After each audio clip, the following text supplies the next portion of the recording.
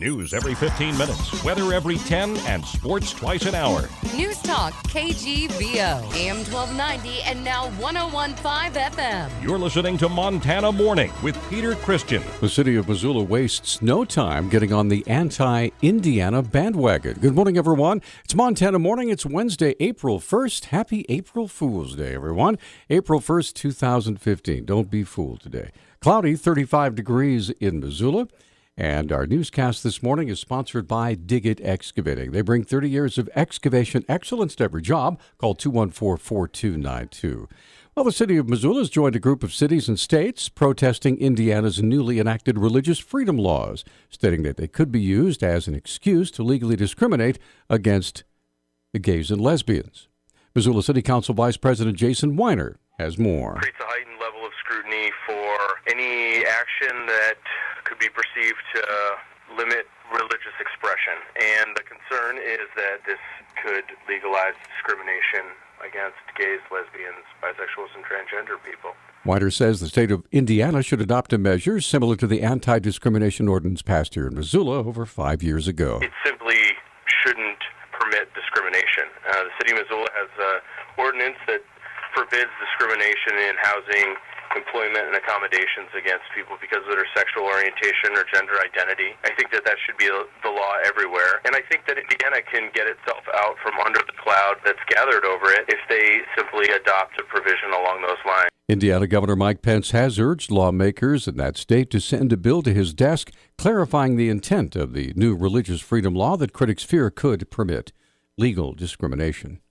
Newly appointed U.S. Veterans Administration Secretary Robert McDonald visited Missoula yesterday, accompanied by Montana Senior Senator, Democrat John Tester.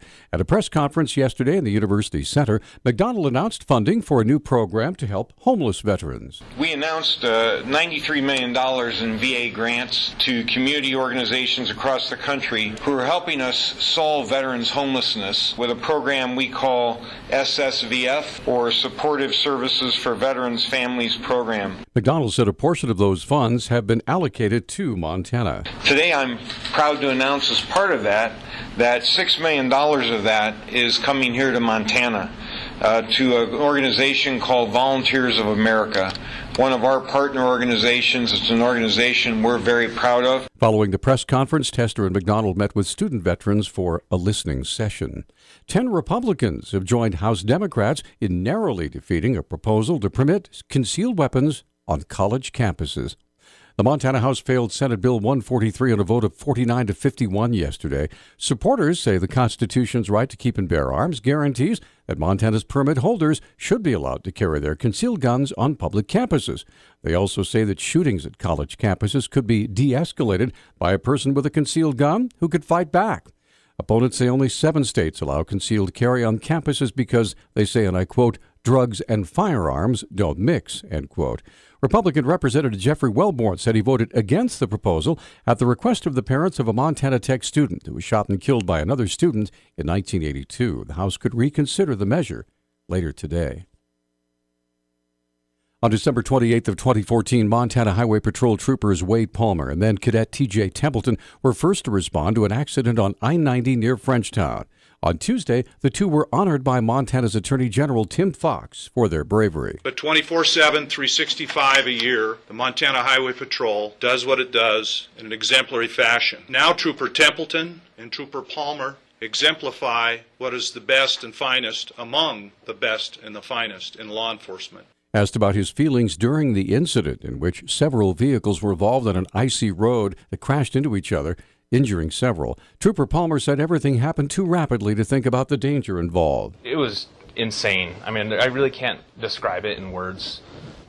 Everything just happened so fast. It was just reaction, really, that I wasn't thinking too in depth about what was going on. I was just trying to help whoever I could. Templeton said his emotions finally caught up with him after the incident was over. Not in the moment. I did afterwards when I watched the video and I had time, when my adrenaline levels came down and I had time to process what had happened. I got really scared. And at that point I was already safe and off scene. But, not in the moment. You just do whatever you have to do. The victims of the accident were there to personally thank the two troopers who were also there with their families.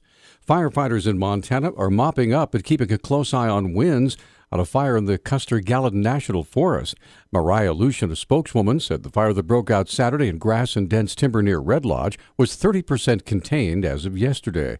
A plane equipped with infrared sensors went up yesterday, while dozens of firefighters on the ground were painstakingly feeling along the edges of the blaze. The high-tech equipment and the human teams both are seeking lingering embers and hot spots.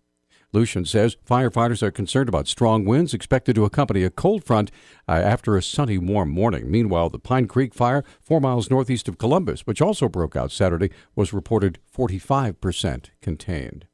There'll be no reduction of the 70-year prison term of convicted murderer Marcus Karma before his appeal reaches the Montana Supreme Court. Attorney Nate Holloway told KGVO News as he explained the job of the Sentence Review Board. We will have ultimately, Marcus is seeking to have his sentence reviewed. However, we have to go through the appellate process first. And should we prevail on appeal, for instance, then there would be no need for the sentence review process. Holloway explains the steps necessary to have Karma's sentence reviewed. The first thing that's going to happen is that we are going to file our notice of appeal, and then we'll go through the appeals process. And then following that, if we were unsuccessful on appeal, then you would have 60 days from that date to file to have a sentence reviewed by the Sentence Review Division. Holloway said the request for an appeal will be filed sometime this week with the Montana Supreme Court. A fire continued burning yesterday at a Butte warehouse that partially collapsed last June. Butte, Silverbow County, and building owner Neil Joe Lynch have been in a dispute over what caused the collapse and what should be done about it. The county wanted to demolish the rest of the five-story building and require Lynch to pay for it. Firefighters began spraying water on the rubble Friday after seeing smoke. An excavator removed debris on Friday afternoon, but crews were unable to reach the location of the fire. The fire flared up again early Sunday, causing other walls to collapse and spill bricks into the street. Fire Chief Jeff Miller wants to demolish the rest of the building. Finally, a Polson man has died of injuries he suffered in a March 20th motorcycle crash on Highway 200 just east of Clearwater Junction. Missoula County Coroner Rob Taylor told the Missoulian 52-year-old Dino Ray Combs suffered a spinal fracture that made him unable to breathe on his own. He died at a Missoula hospital on March 28th.